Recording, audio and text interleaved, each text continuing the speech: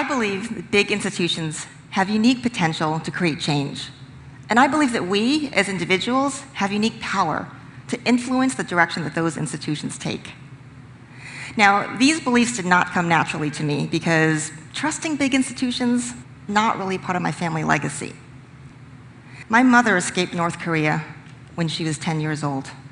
To do so, she had to elude every big institution in her life: repressive governments, occupying armies, and even armed border patrols. Later, when she decided she wanted to emigrate to the United States, she had to defy an entire culture that said that girls would never be the best and brightest. Only because her name happens to sound like a boy's was she able to finagle her way into the government immigration exam to come to the United States. Because of her bravery and passion, I've had all the opportunities that she never did, and that has made my story so different. Instead of running away from big institutions, I've actually run toward them. I've had the chance over the course of my career to work for the Wall Street Journal, the White House, and now one of the largest financial institutions in the world, where I lead sustainable investing. Now, these institutions are like tankers, and working inside of them, I've come to appreciate what large wakes they can leave. And I've become convinced that the institution of the global capital markets, the nearly $290 trillion of stocks and bonds in the world, that may be one of our most powerful forces for positive social change at our disposal, if we ask it to be. Now, I know some of you are thinking, global capital markets, positive social change, not usually in the same sentence or even the same paragraph. I think many people think of the capital markets kind of like an ocean.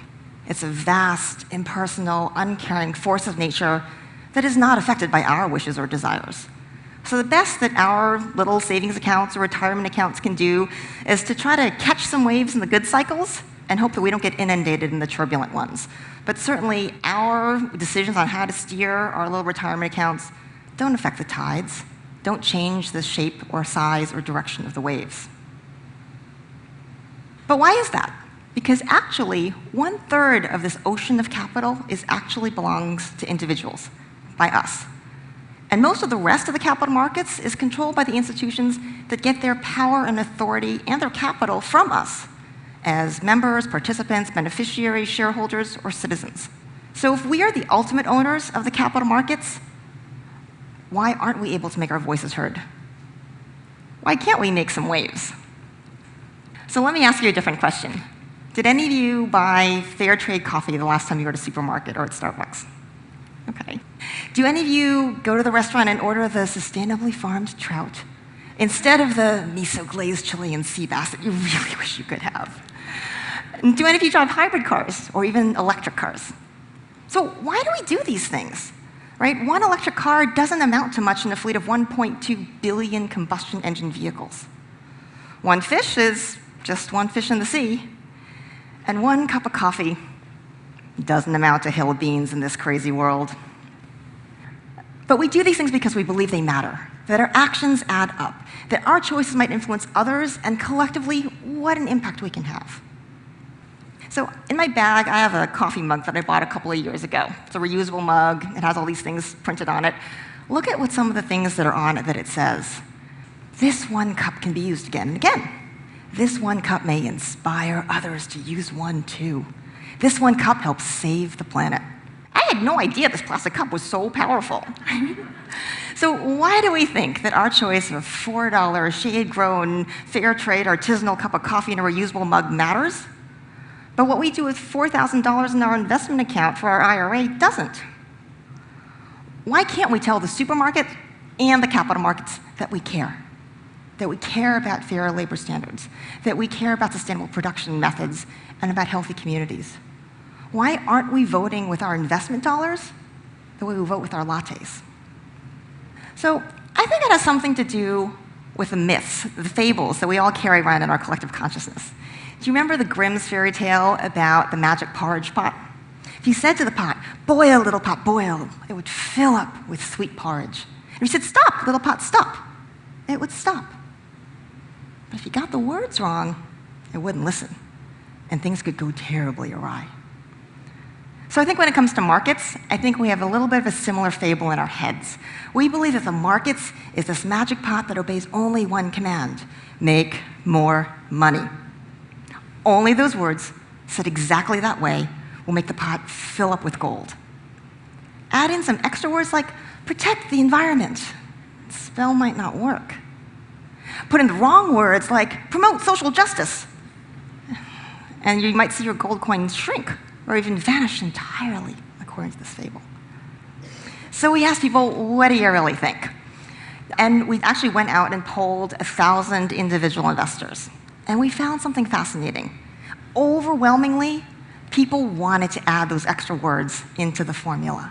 71% of people said yes, they were interested in sustainable investing, which we define as taking the best-in-class investment process that you already have traditionally and adding in the extra information you get when you think about the environment and society and good governance. 71% wanted that. 72% said that they believe the companies who did that would actually do better financially. So people really do believe that you can do well by doing good. But here was the weird thing. 54% of the people still said if they put their money in those kinds of stocks, they thought that they would make less money. So is it true? Do you get less sweet porridge if you invest in shade-grown coffee instead of drinking it?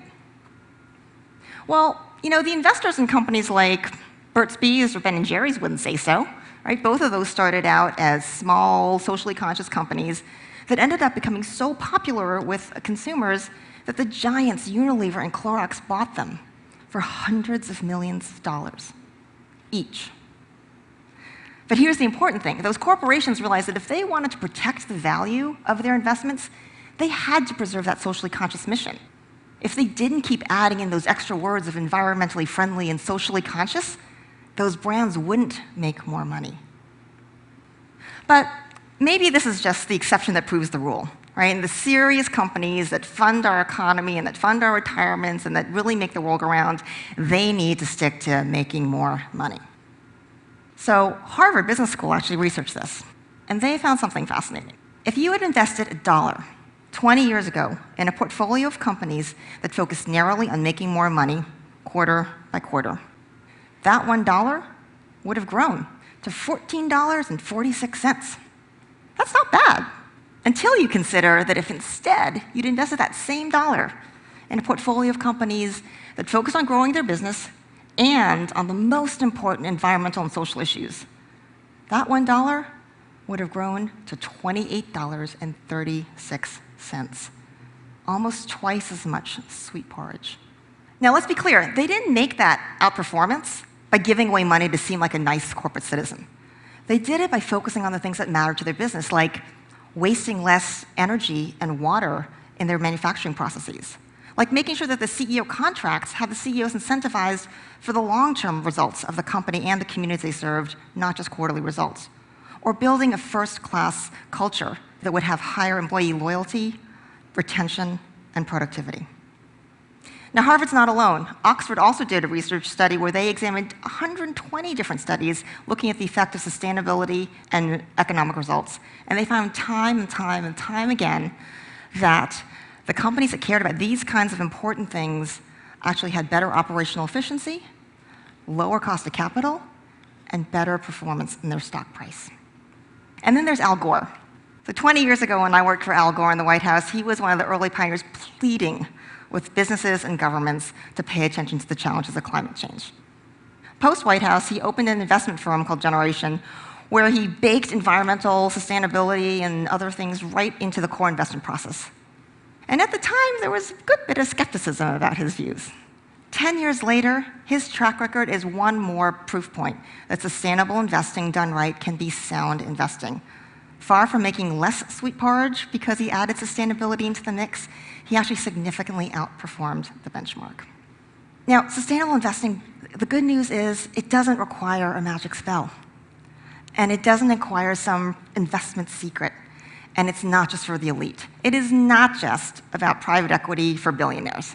It's not just groovy-sounding investments like clean technology or microfinance in emerging markets or artisanal bakeries in Brooklyn. It's about stocks and bonds and Fortune 500 companies. It's about mutual funds. It's about all the things we already see in the markets today. So here's why I'm convinced that we collectively have the power to make sustainable investing the new normal. First, the proof points are coming out all the time that sustainable investing done right, preserving all the same good principles of investing, the traditional sphere, can pay. It makes sense. Secondly, the biggest obstacle standing in our way may actually just be in our heads. We just need to let go of that myth that if you add your values into your investment thinking, that you get less sweet porridge. And once you get rid of the fable, you can actually start appreciating those facts we've been talking about. And third, the future's already here. Sustainable investing today is a $20 trillion market, and it's the fastest growing segment of the investment industry. In the United States, it has grown enormously, as you can see. It now represents 1 out of every $6 under professional management in the United States. So what are we waiting for? For me, it goes back to the inspiration I received from my mother. She knew that she wanted a life where she would have the freedom to make her own choices and to have her voice heard and write her own story. She was passionate about that goal, and she was clear that she would let no army, no obstacle, no big institution stand in her way.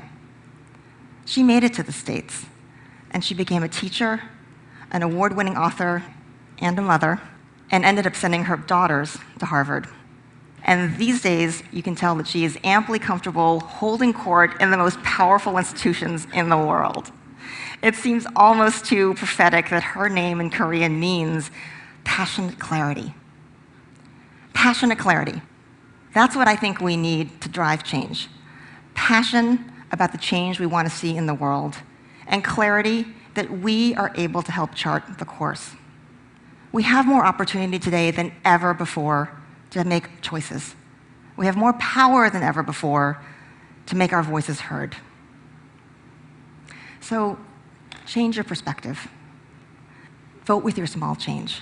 Invest in the change you want to see in the world. Change the fables and change the markets. Thank you.